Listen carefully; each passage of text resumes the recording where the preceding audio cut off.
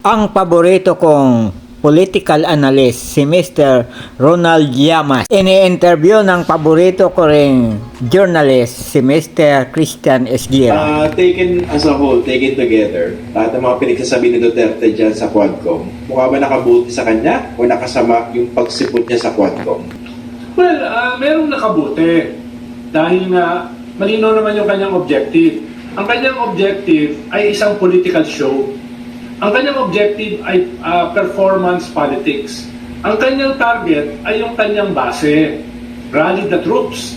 Dahil yung base niya, demoralized na. Dahil mauubos yung kanilang political base at marami nakaamba ng mga swords of Damocles. Hindi lang isang sword. Swords of Damocles.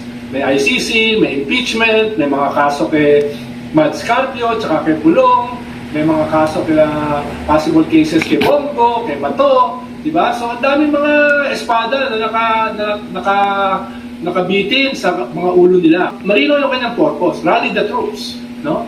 Kaya nakita mo nandun yung mga Duterte youth, di ba? Pumirit pa yung si Cardema.